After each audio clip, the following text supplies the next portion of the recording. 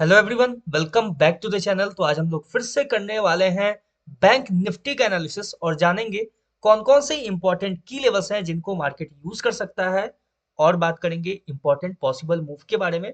Further market आपको यहाँ से किस डायरेक्शन में मूव करता हुआ नजर आ सकता है, कौन कौन से इंपॉर्टेंट की लेवल्स होंगे जिनको टैप करता हुआ नजर आ सकता है। ध्यान से देखो, आपको जो स्क्रीन पे नजर आ रहा है ये था मेरा प्रीवियस एनालिसिस।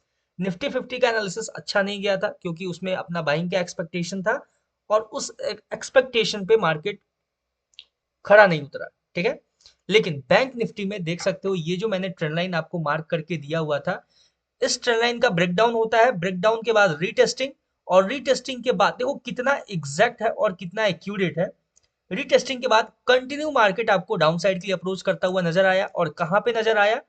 अपने इंपॉर्टेंट की लेवल के ऊपर।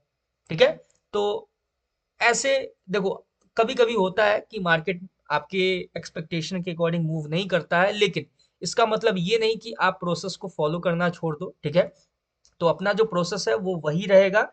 10 में से 1 दिन या 2 दिन अगर कोई भी मार्केट अपने अकॉर्डिंग मूव नहीं करता है, तो इसका मतलब ये नहीं है कि अपना एनालिसिस का वे जो है वो गलत है या फिर अपना एनालिसिस करने का तरीका गलत है। देख सकते हो कितना परफेक्ट और एक्यूरेट आपको मूव देखने को मिला है। सिंपल देखो, इसमें ज्यादा चेंजेस नहीं करेंगे, ये एज इट इज रहेगा अपने पास। ये जो ब्लैक लाइन है, ठीक है, ध्यान से देखना, ये जो अपना जो कल का एनालिसिस होगा ये इसी के अंदर रहेगा। सिंपल यहाँ से करना क्या है, ध्यान से देखना और समझना। ठीक है, देखो कितना यहाँ से ब्लैक लाइन का ब्रेकडाउन मिलेगा तो डायरेक्ट नीचे सब कुछ बिल्कुल एग्जैक्ट और एक्यूरेट था अपना बैंक निफ्टी के अंदर। ठीक है, अब देखना यहाँ पे क्या करना है कि ये जो ब्लैक लाइन है, ठीक है, ये आपके पास एक इंपॉर्टेंट की लेवल रहेगा। ठीक है, ध्यान से समझना, ये एक रेंज है। ठीक है, ये एक इंपॉर्टेंट रेंज रहेगा। अगर मार्केट अपसाइड के लिए मूव करता है, ध्यान से देखना और समझना इस चीज को, बहुत ही सिंपल है। अगर मार्केट यहाँ से अपसाइड के लिए मूव करता है और इस लेवल को टैप करके रिजेक्शन देता है, तो हम यहाँ से फर्दर डाउन साइड के लिए देखेंगे, और मोस्ट प्रोबेबली ये जो लेवल है, सबसे पहले तो ये, ठीक है, पहला लेवल होगा। ये जो अपना इंपॉर्टेंट की लेवल है यहाँ पे अप्रोच करता हुआ देखेंगे। और अगर इसका भी ब्रेकडाउन हो जाता है सिंगल कैंडल, तो फिर हम यहाँ से कंटिन्यू मार्केट को डाउन साइड के लिए इस लेवल पे अप्रोच करता हुआ देख सकते हैं। ठीक है, यहां तक क्लियर हो गया। अब देखो यहाँ पे अगर मार्केट टैप करके यहाँ पे रिजेक्शन देता है, तो यहाँ से फिर हम अपसाइड के लिए एक बाइंग मूव देख सकते हैं मार्केट के अंदर। ठीक है, ये चीज क्लियर हो गया। यहाँ पे कैसे ट्रेड को प्लान करना है, कैसे एग्जीक्यूट करना है, देखो।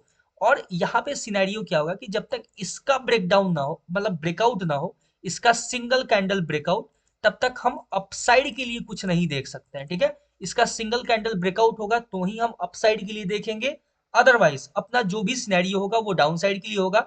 अगर मार्केट रिट्रेस करके ये जो लेवल है इसको यूज करता है, इसको एज अ रेसिस्टेंस यूज करेगा, तो हम कंटिन्यू यहाँ से मार्केट को सेल साइड के लिए ही मूव करता हुआ देखेंगे। ठीक है, और जब ये जो लेवल है इसका भी सिंगल कैंडल ब्रेकडाउन होगा, तो डाउन साइड का ये जो लेवल है यहाँ पे अप्रोच करता हुआ देखेंगे।